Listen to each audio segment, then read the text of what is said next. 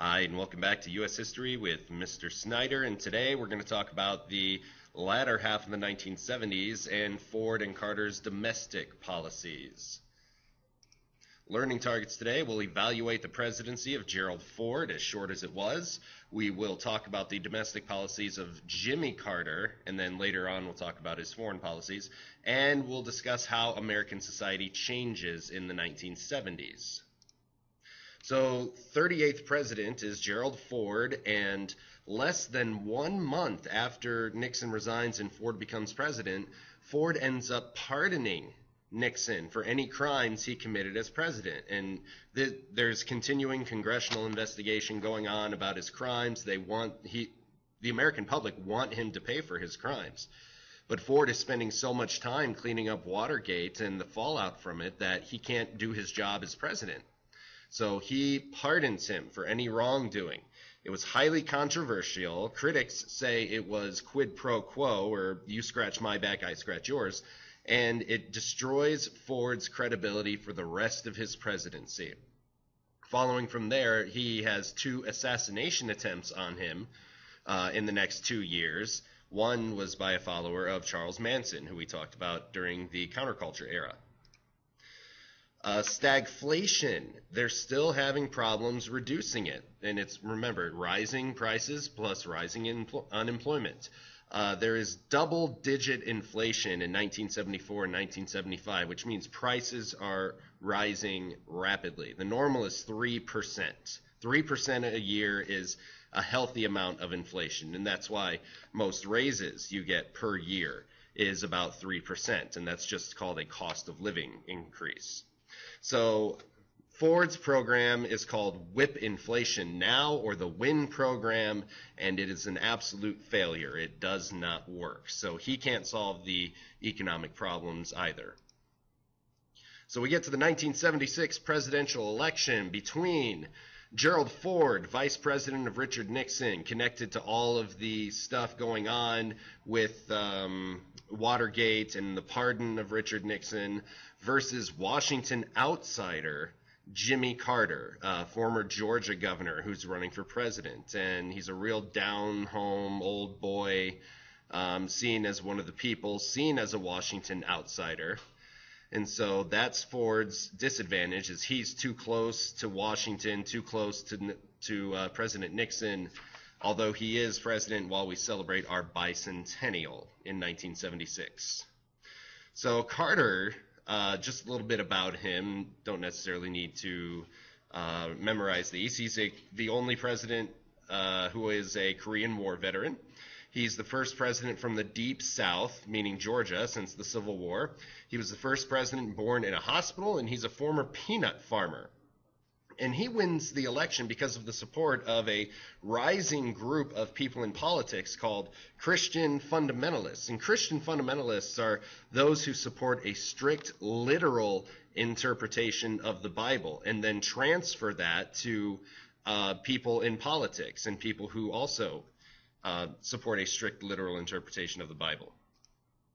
So Carter's Inexperience, he's a Washington outsider, which was seen as an advantage to voters, but once he gets to Washington, he does not have strong ties to the Democratic leadership. He doesn't get along with any of the politicians there, so he could not really get any major bills passed.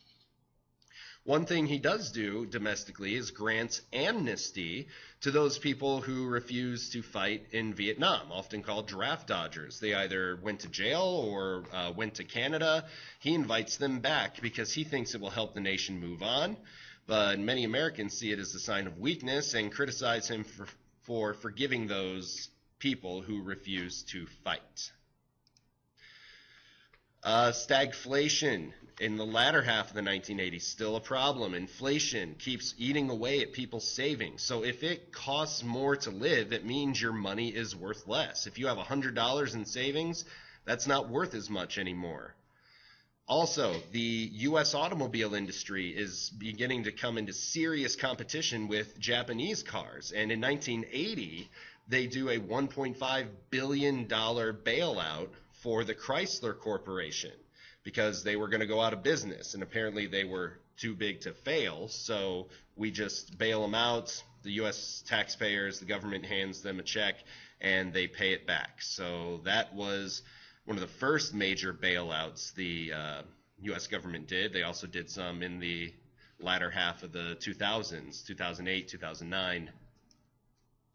Let's talk about the OPEC again and the Yom Kippur War. These Arab OPEC nations announced they will stop exporting oil to nations that supported Israel in the Yom Kippur War, where all of the Arab nations just decided to invade Israel, and Israel repels all of them.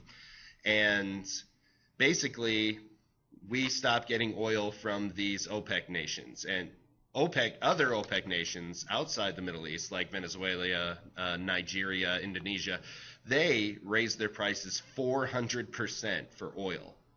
And so that is really, really expensive. So we have to deal domestically with the 1973 oil crisis, where we go from 1.2 million barrels of Arab oil a day to 19,000 a day. Gas rises from 33 cents to 55 cents in just over a year. That doesn't sound like much to you, but in the 70s, it was more.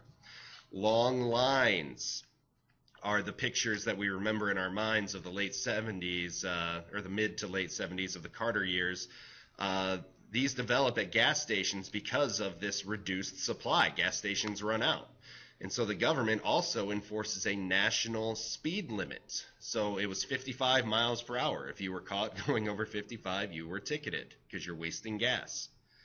Here is a look at what crude oil prices have been since the beginning of the Civil War. You can see it spikes in the Civil War. And here's a quick economics lesson. The blue line is what it costs at the time. So that's called the nominal price. The red line is what it costs in 2011 dollars. So you can see in 2011 dollars from 1970, right down here, we go from about $10 per barrel, $15 per barrel, all the way up to $55 per barrel. And by the end of the 1970s, we're paying $100 a barrel. But then it comes down throughout the Reagan administration. In the 1990s, gas is still cheap. But then you can see with the continuing problems in the Middle East and the Iraq War and the invasion of Afghanistan by the United States, gas still is about $110 per barrel in 2011. Today it's trading for about $100 in 2014. Other just weird things from the oil crisis of the 70s, some schools and offices and factories would close to conserve heating oil. Don't be fuelish was the slogan. This also prevents car makers from making these huge cars that cost a lot of, or expend a lot of gas to get around. And so they're starting to cut down, use lighter materials. So other full-size luxury cars like the Cadillacs were no longer made. Auto racing, if you're a NASCAR fan, also cut back. 24 hours of Daytona was canceled. NASCAR reduces all races by 10%. And the Indy 500, the qualifying was, practice days were eliminated and the qualifying was reduced as well. So Jimmy Carter, to try to fix this, passes the National Energy Act, which taxes the gas-guzzling cars. If you're going to drive that, you're going to pay more. Removes price controls on oil and natural gas and extends energy credits or tax credits to those who are developing alternative energy. It sounds a lot like what Obama has done in the past 5 or 6 years as well. Jimmy Carter could not keep inflation down, however, so inflation rises under Jimmy Carter. In 1979, it's 11.3%. In 1980, it's 14%. And here are some photos from the oil crisis, long lines at gas stations, changing the national speed limit. And during the 1970s, our society changed. People are still moving to the Sun Belt. A lot of the latter 20th century presidents come from here, like George Bush I, George Bush II are from Texas. Bill Clinton is from Arkansas. Reagan is from California, Nixon was from California, Carter's from Georgia, Ford's from Michigan, Obama's from Illinois. Those are the exceptions to the rule. Also, immigrants are moving here from Southeast Asia because of the deposed governments there, and people in Laos and Cambodia, the governments are becoming communist, so people are leaving and settling in the United States. And also Latin America, governments are being overthrown and they move here. Another change is that counterculture behaviors that were once considered out there and weird become more mainstream, like premarital sex.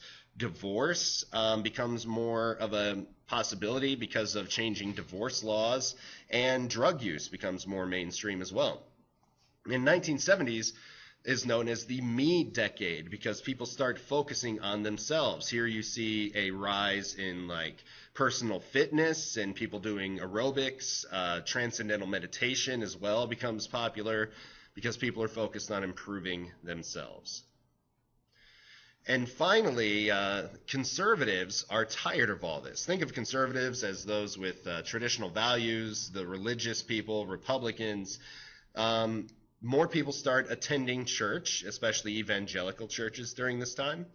Evangelical ministers use mass media to gain a broader audience, and they're called televangelists, or they're people who preach on television. And some famous ones are Jerry Falwell, Oral Roberts, and Pat Robertson. These conservatives are opposed to many of the social changes going on in the United States, like the Roe versus Wade decision that legalizes abortion, the Engel versus Vitale, which restricts school prayer, all of the drug use and premarital sex of the counterculture. They are against this, and they're going to begin forming alliances with other conservatives, and this is going to be a huge revolution in the 1980s for conservative traditional values that helps get Ronald Reagan elected to 2 terms. And that is all the learning targets I have for you today. Please fill them out, and I will see you in class tomorrow. Bye-bye.